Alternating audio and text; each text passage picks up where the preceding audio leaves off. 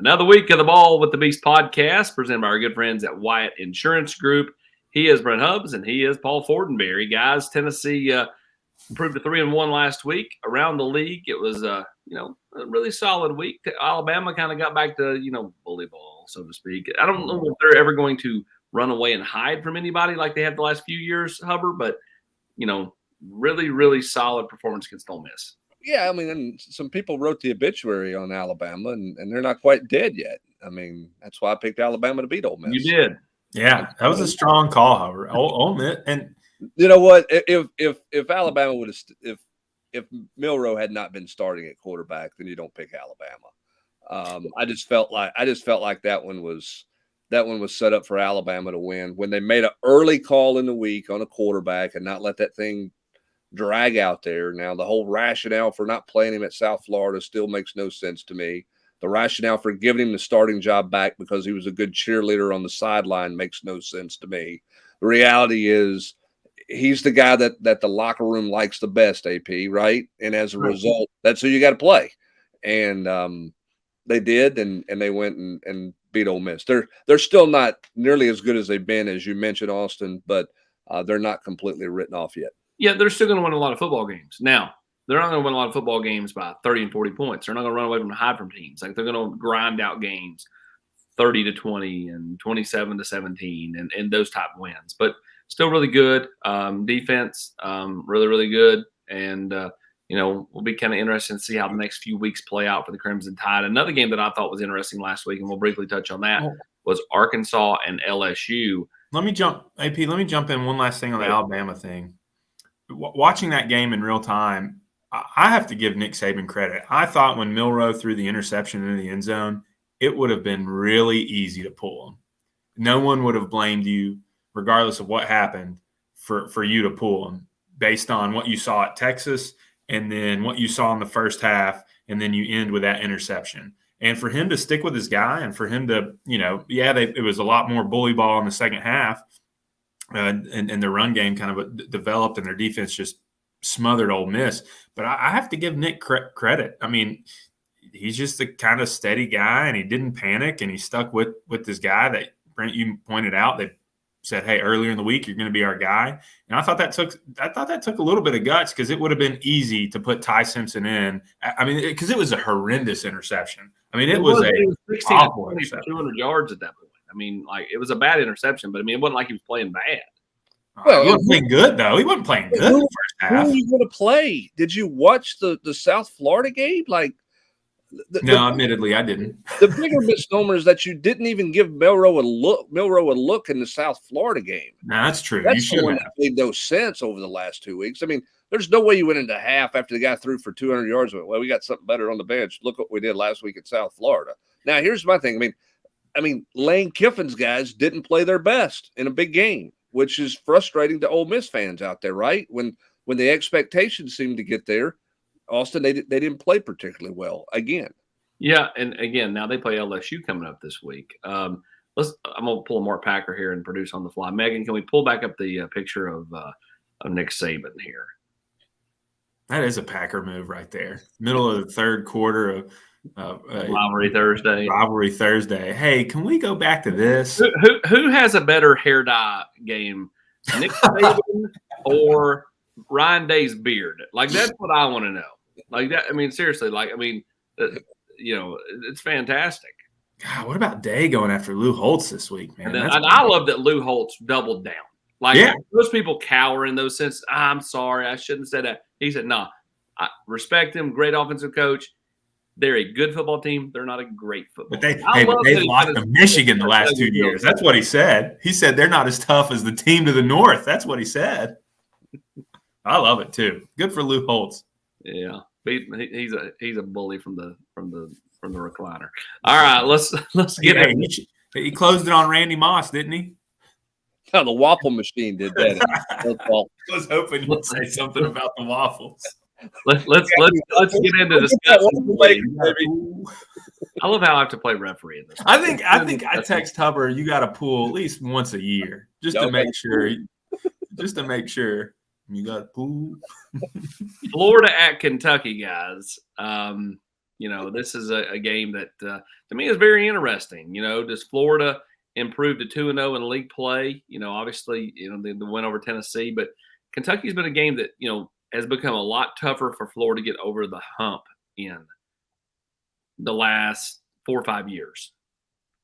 Yeah, I mean, I think this is a real test of both teams. I don't want to discount the Tennessee win, but I don't know that maybe the history inside of me with the Tennessee-Florida rivalry has not always been the best barometer for what Florida's season is going to look like. How many times in the last 5 or 6 years have we seen Florida beat a Tennessee team that we thought was better in the long term, and then they slipped up against UK or even Vanderbilt in the past, and so that's where my mind is it's a noon game. It's at Kentucky.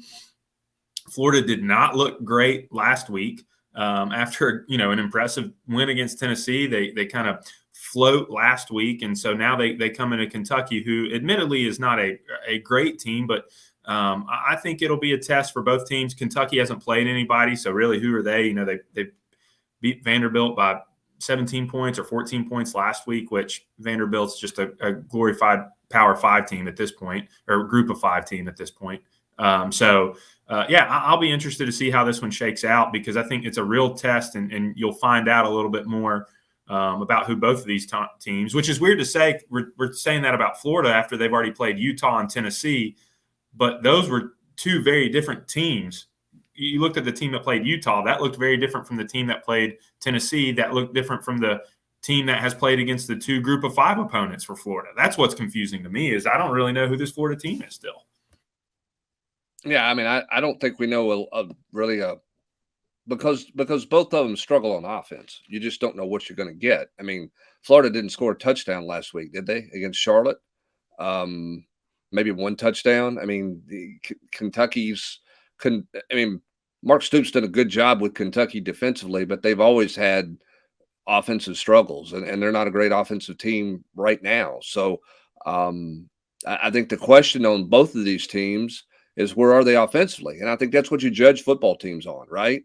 I mean, Alabama's not very good, and in the eyes of many, Alabama's not as good as they've been because they're not very good offensively. They're not putting up 40 points a game. Neither one of these teams are coming close to scoring 40 points a game right now. So, good defenses, very questionable offenses. To me, the game of the week in the conference, or the most interesting game of the week in the conference, is the matchup that is at Jerry World, which is a neutral site matchup between Arkansas and Texas A&M. Arkansas looking to avoid 3 losses in September. A&M looking to avoid a second loss in September. This is a big game for both, but I think more than anybody, it's probably backs against the wall for the Hogs. Yeah, I mean, it is, and they've performed relatively well in this matchup in Dallas over the last few years. But at the same time, the loss to BYU and then a tough loss last week. Who is this Arkansas team? KJ Jefferson. Golly, is he going to be able to make the big plays? That's my big question with him. Is, man, he's such a physical, big dude. He can run the football, but can he go out there and throw for 300 yards to win the game? And I think that's what you're going to need to beat Texas A&M. I mean, the blueprint to beat them, like we saw with Miami, is just an explosive offense. And I don't know that the Razorbacks have that. But at the same time, would any of us ever discount a Jimbo Fisher Texas A&M team imploding and not living up to its own hype that it's built upon itself? Nope, wouldn't be surprised at that at all. That's kind of been their identity the last couple of years under Jimbo. One step forward and then immediately another step back. So that's again, I know we've talked about this, but this year it just seems more than ever the SEC is just riddled with questions, and we're still talking about all these question marks 4 games into the season. But this is another prime example. Is Texas A&M, was that Miami game a fluke? Or are they going to be up and down all season and end up being a 7-5, 8-4 team? And then with Arkansas, are we kind of seeing that the backward downslide begin of the Sam Pittman era after what was an exciting first year, kind of a backslide last year, and now they're not able to kind of get over the hump. I mean, this is a big game I think for both teams. Yeah, I think this is a huge game for Arkansas. It's big for both because of the A&M expectations and who they have coming up. Right. And if A&M drops this one, how many stories are we going to start to see on, a daily TikTok of Jimbo Fisher's buyout, right? How much does it drop every day? Does it drop every week? What does that turn into?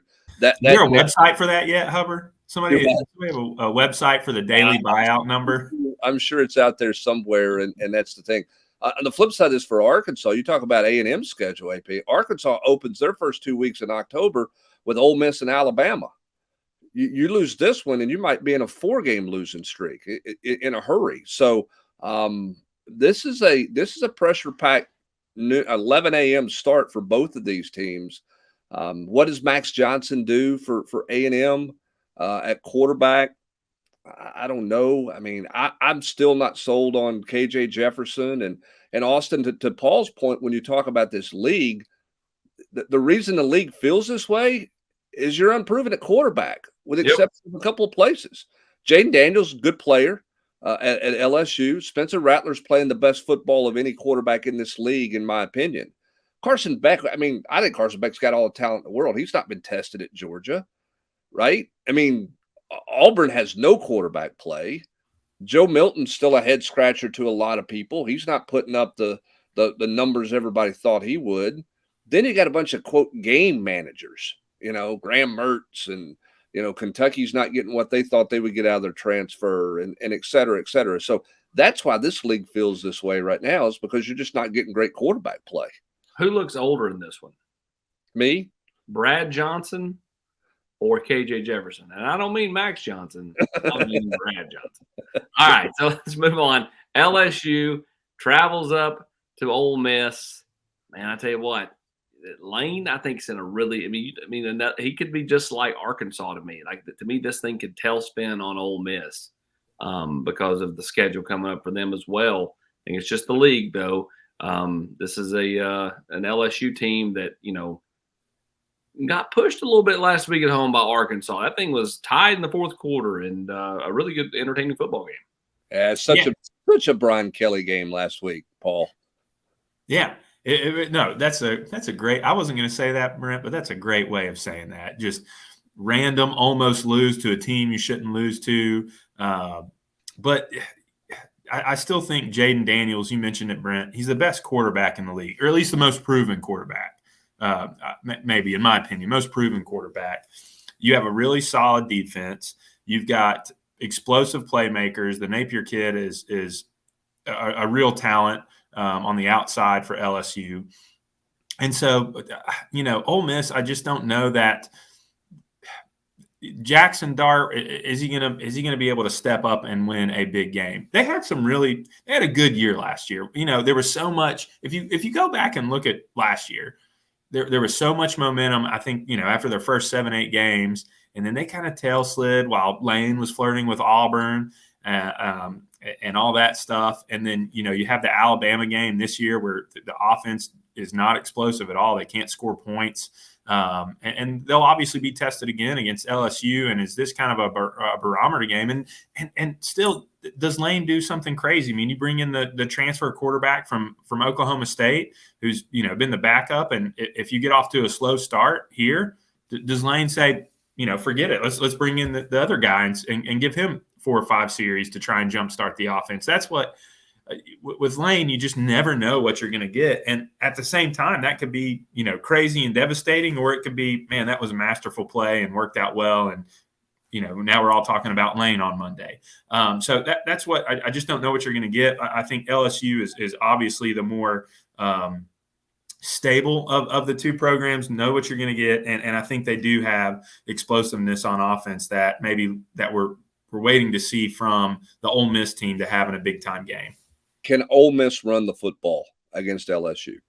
If they can't, and it's all on Jackson Dart, then I think it's got a chance to be a long day for the Rebels.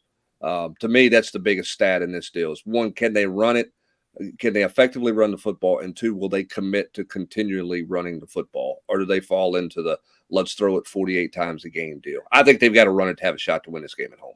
That's been surprising to me that Judkins has not played like we saw him the last half of last season. I mean, he was a stud, and he was ripping off 170-yard games almost weekly.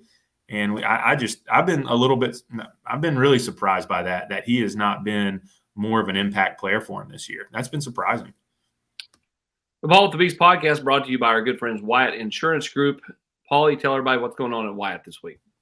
Yeah, I know I've talked about it, but we're entering fourth quarter, and our employee benefits teams, they're really busy right now. Fourth quarter, yeah, hold it up, AP. I love it. But this is the time of year when companies are looking at their employee benefits, and our team is just really savvy and great at figuring out what companies need, what their employees need, and getting the most out of their investment into their employee benefits. So we'd love to talk to you. Shoot me an email at paul@wyattinsurance.com, and I'll get you hooked up with our employee benefits team, or you can call me at 865-862-3997, and we'd love to help you and your company out. That's right. Free consultations. Then you get your membership to the Fortenberry family pool if you sign up today at Wyatt Insurance Group. Actually, Paul, you don't have that pool anymore, do you? No, we don't have. My wife, we were in Florida last week. My wife tried to talk me into putting a pickleball court in our backyard. My wife brought up pickleball too, like literally a day ago. I was like, what? We're playing all the time. We did not, no confirmation, no pickleball courts coming in the backyard. I think it's got to happen. It's definitely got to happen. Before we get to the picks, let's talk about Tennessee and South Carolina. This is a matchup. Both teams trying to avoid a second conference loss before the calendar turns to October later this weekend. It's a big game for both sides. Hey, what's the scoop on Milton? I gave my picks kind of thinking. I mean, you saw the MRI picture? What was this, like TMZ Knoxville or something? Why are you taking a guy through the front door, Paul? Put him in the I will say, come on. Look, you guys have been around long enough. There's no one over there. Remember, somebody's going to have their phone out. You got to take them through the back door. You got to get them in a dark SUV, tinted windows. This is Knoxville, guys. You can't sit in LA where nobody cares who's in the hospital. But no, I mean, if Joe's healthy, obviously that gives a shot in the arm to Tennessee. But I think I heard it on your podcast earlier this week about Joe's efficiency before the tweak and after the tweak. And there's a difference. And so where is he mentally? How confident is he? That's a big deal in my mind. And more so than you're going to have to. We saw Dylan Sampson have a great week last week, but the ground game, Tennessee is going to have to lean on it and not go away from it and trust it. They're going to have to trust that trio of running backs to carry the day, at least in my opinion. I think they're that good, that they are the best part of your offense. They're explosive, with some questions about Joe Milton's health, and frankly, just a lack of explosiveness in the passing game. You didn't see it in Florida, or except out of that first drive, I guess you saw it.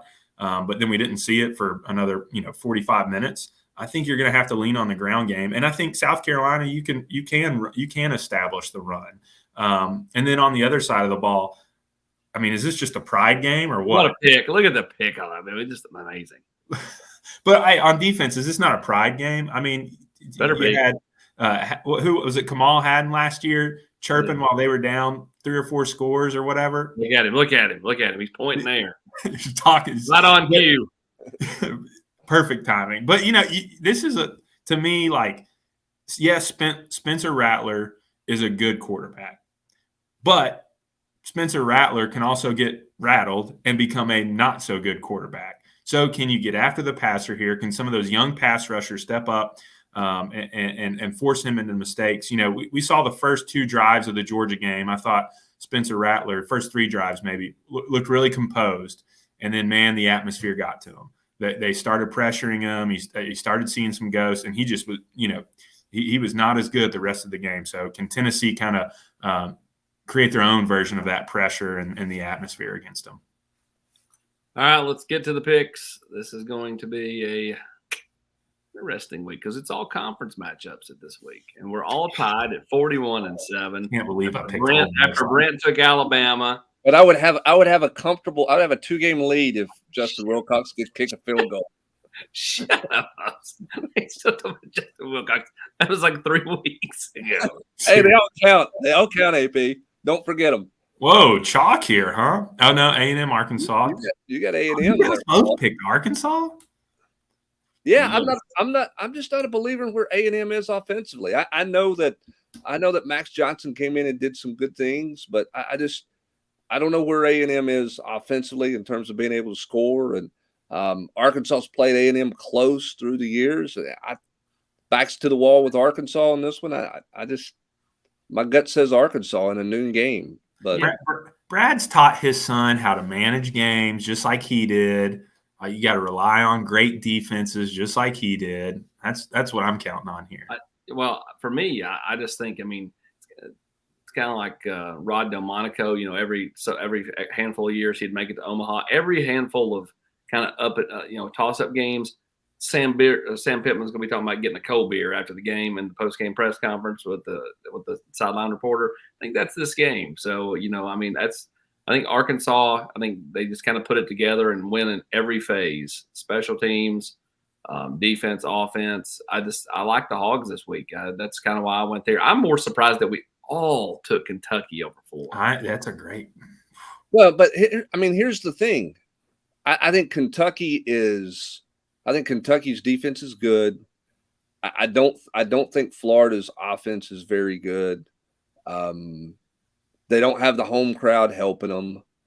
I'm not sold on where Florida is offensively, and I don't think Kentucky's very good offensively either. But I think Kentucky will be able to run the ball, and I think it's probably first team to 20 wins, right? I think it's a low scoring affair.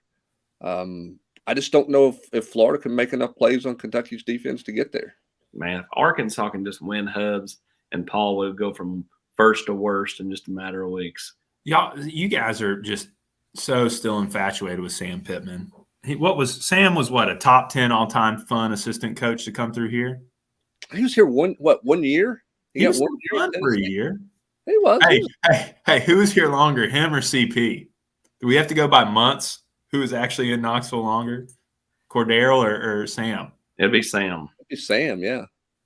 CP got here in June? Left in December? Is that right?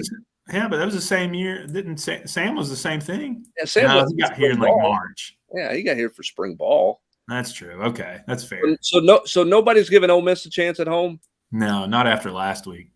I think it's something you have to bear watching, but I would take LSU. Who had Missouri as the unbeaten team hosting LSU to kick off the month of October? Who had that on their bingo card? Because that's what's going to happen, because they're going to beat Vanderbilt. Vanderbilt's not very good. What do we think of Missouri, who's going to be 5-0 hosting LSU? That their best win is against Kansas State with a 61-yard field goal. That they're just kind of maybe they'll get to 6-6. And who else are they going to beat on their schedule after they beat Vanderbilt? Might be Tennessee. Never know. Hey, do y'all have to go to Columbia this year? Yeah, it's the worst. Oh, freaking hate Columbia. It's miserable. Is it still in November? Yeah, it's in November this year. Hey, 2 years ago it was at the end of September, 1st of October. Man, I had so many people last week, or was it 2 weeks ago, and they were like, "Man, Gainesville, can't wait to go down there." I'm like, "Why? That place is horrible to watch a football game." There's some cool place. Athens is a cool place. I thought Auburn was a cool place, but the worst. Gainesville, Lexington, and Columbia for SEC fans that want to go to away games. Just it's not even worth it. Don't even look into it. Going up to Lexington when it's always cold and miserable, and then it's one that game got moved further up the schedule, so now it's kind of tail end of October. I enjoy it. It's up and back. It's not that bad. The only thing I had hearing is their PA guy. Another first down, Kentucky. They still have that cargo container for the on-field media.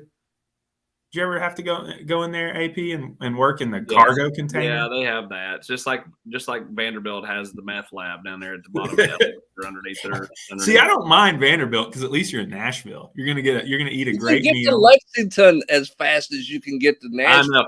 I know. Paul. I hated Lexington. It was miserable. You get city barbecue and Paul, you're such a hater, man. I'm soft. All right, now let's see who Paul picks. Is he taking the Vols or is he taking? Of course, he's taking the Vols. I'm taking the Vols, AP. Who's a bigger homer, Rob? Who's a bigger homer? No, man. This is such a pride game. God, just the way your season just got handed to you last year. I mean, I know Hype will try to downplay that earlier in the week, but dude, score, Paul. What's the score of this game? What's the score?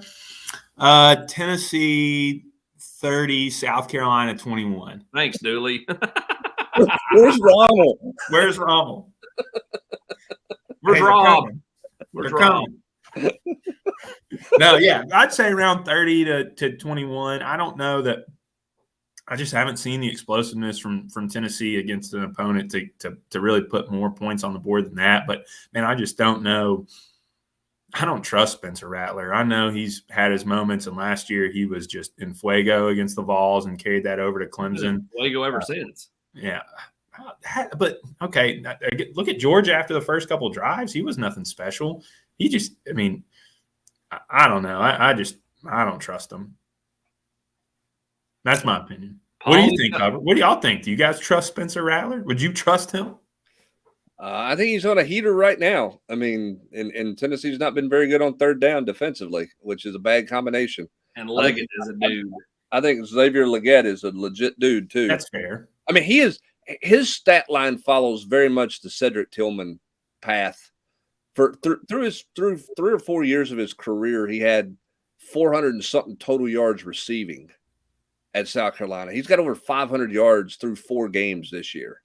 Like it's literally come out of nowhere, much the same way Cedric Tillman did, as you know, with a new offensive system to play under. So he's been crazy good so far. So that, I mean, you know, Rattler can be, you know, you get good Spencer, you get bad Spencer, I guess. But there's been more good Rattler than there has been bad Rattler since Tennessee came to town with those orange helmets last year. Well, I forgot about those. Good. Hey, they got the black helmet Saturday though, right? You got the black helmets in town. Blacking out, buddy. We're dark mode. I like dark mode. I'm a big dark mode guy. There was some office talk about what were the opinions of dark mode. Big dark mode guy. Once a year. I'm not surprised, Paul. You were always kind of a, you know, dark side versus light, you know, Star Wars kind of thing. He's a shoe, uniform, swag kind of guy, Paul is. Yeah. I'm not an Oregon guy, but you got to have some, you know, the ones earlier. He's not Penn State either. No, I'm definitely not Penn State or Bama. No, the one earlier in the year, not, you know, just it was fine. The smoky grays, the throwbacks, they were fine. But dark mode, that's pretty strong. Oh, Megan got the dark mode picks for us. Let's go. The question is, do the orange helmets return at any point this year, or did they get rid of those things? Well, no. They're still in play. They're still over there. Now, whether they're going to return or not. Dog somewhere out on the side of the road. That's where they're at. They're with Dooley's dog and the beer barrel and Dooley's stool. Here's the funny thing. I know I can give you the location of the beer barrel, helmet, of the dog, and of Dooley's orange pants. I know where all three are at right now. It's like a bad scavenger hunt. I would pay good money for an autographed Dooley stool from the second half of that season to have in my sports memorabilia collection. Hey, even more rare is the wheelchair they pushed him up the ramp at Mississippi State that year. That's way better. All right, we got to go. It's time to get out of here. That's another wrap for the Ball with the Beef podcast presented by our good friends at Wyatt Insurance Group. Be sure to like and subscribe. Get this video out to more Vol fans, and give Paul a call at Wyatt Insurance Group. He's your guy, 865-862-3997. Get those Rob Lewis stories. You might even get a John Bryce story or two as well. That when you sign up with Paul at Wyatt Insurance Group. We'll see you next week, everybody. See you guys.